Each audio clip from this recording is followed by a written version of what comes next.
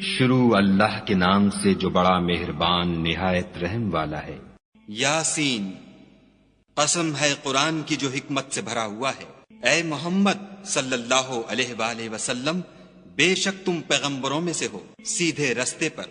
یہ خدائے غالب اور مہربان نے نازل کیا ہے تاکہ تم ان لوگوں کو جن کے باپ دادا کو متنبع نہیں کیا گیا تھا متنبع کر دو، وہ غفلت میں پڑے ہوئے ہیں۔ ان میں سے اکثر پر خدا کی بات پوری ہو چکی ہے، سو وہ ایمان نہیں لائیں گے۔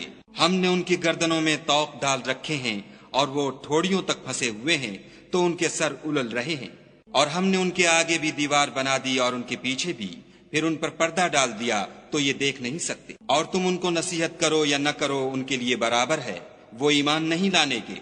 تم تو صرف اس شخص کو نصیحت کر سکتے ہو جو نصیحت کی پیروی کرے اور خدا سے غائبانہ ڈرے، سو اس کو مغفرت اور بڑے ثواب کی بشارت سنا دو۔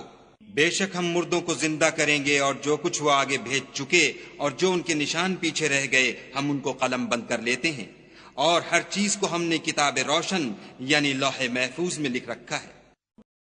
اور ان سے گاؤں والوں کا قصہ بیان کرو جب ان کے پاس پیغمبر آئے، یعنی جب ہم نے ان کی طرف 2 پیغمبر بھیجے تو انہوں نے ان کو جھٹلایا، پھر ہم نے تیسرے سے تقویت دی تو انہوں نے کہا کہ ہم تمہاری طرف پیغمبر ہو کر آئے ہیں۔ وہ بولے کہ تم اور کچھ نہیں مگر ہماری طرح کے آدمی ہو، اور خدا نے کوئی چیز بھی نازل نہیں کی، تم محض جھوٹ بولتے ہو۔ انہوں نے کہا کہ ہمارا پروردگار جانتا ہے کہ ہم تمہاری طرف پیغام دے کر بھیجے گئے ہیں، اور ہمارے ذمے تو صاف صاف پہنچا دینا ہے اور بس۔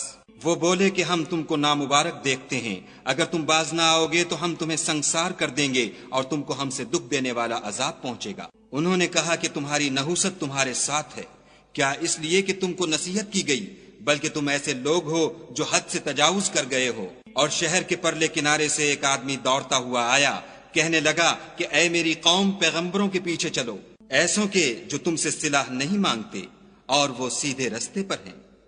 اور مجھے کیا ہے کہ میں اس کی پرستش نہ کروں جس نے مجھے پیدا کیا، اور اسی کی طرف تم کو لوٹ کر جانا ہے۔ کیا میں ان کو چھوڑ کر اوروں کو معبود بناؤں؟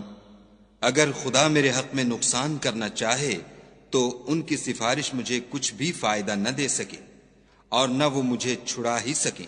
تب تو میں صریح گمراہی میں مبتلا ہو گیا۔ میں تمہارے پروردگار پر ایمان لایا ہوں، سو میری بات سن رکھو۔ حکم ہوا کہ بہشت میں داخل ہو جا۔ بولا کاش میری قوم کو خبر ہو کہ خدا نے مجھے بخش دیا اور عزت والوں میں کیا، اور ہم نے اس کے بعد اس کی قوم پر کوئی لشکر نہیں اتارا، اور نہ ہم اتارنے والے تھے ہی۔ وہ تو صرف ایک چنگھاڑ تھی آتشیں، سو وہ اس سے ناگہاں بجھ کر رہ گئے۔ بندوں پر افسوس ہے کہ ان کے پاس کوئی پیغمبر نہیں آتا مگر اس سے تمسخر کرتے ہیں۔ کیا انہوں نے نہیں دیکھا کہ ہم نے ان سے پہلے بہت سے لوگوں کو ہلاک کر دیا تھا؟ اب وہ ان کی طرف لوٹ کر نہیں آئیں گے، اور سب کے سب ہمارے روبرو حاضر کیے جائیں گے۔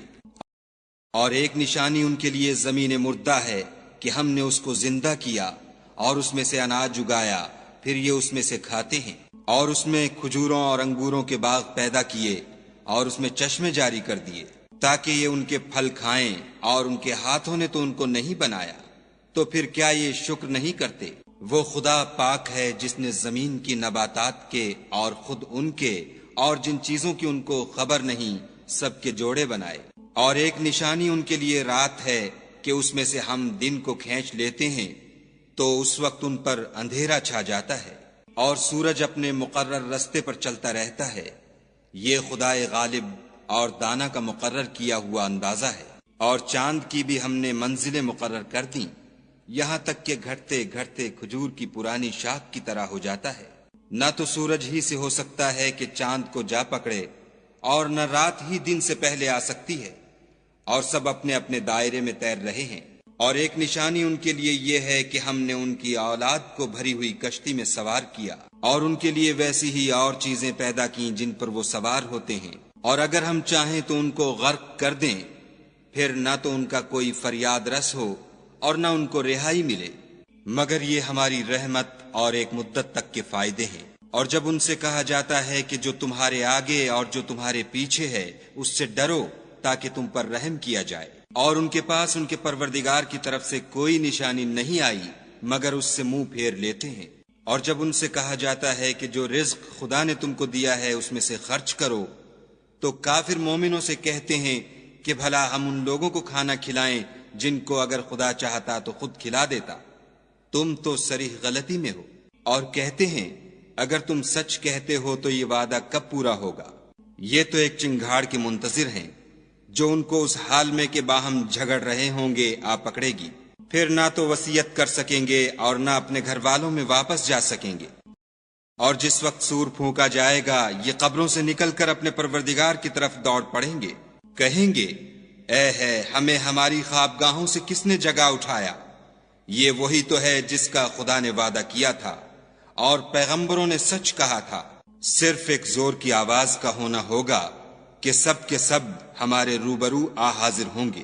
اس روز کسی شخص پر کچھ بھی ظلم نہیں کیا جائے گا اور تم کو بدلہ ویسا ہی ملے گا جیسے تم کام کرتے تھے۔ اہل جنت اس روز عیش و نشاط کے مشغلے میں ہوں گے، وہ بھی اور ان کی بیویاں بھی سایوں میں تختوں پر تکیے لگائے بیٹھے ہوں گے، وہاں ان کے لیے بیوے اور جو چاہیں گے موجود ہوگا۔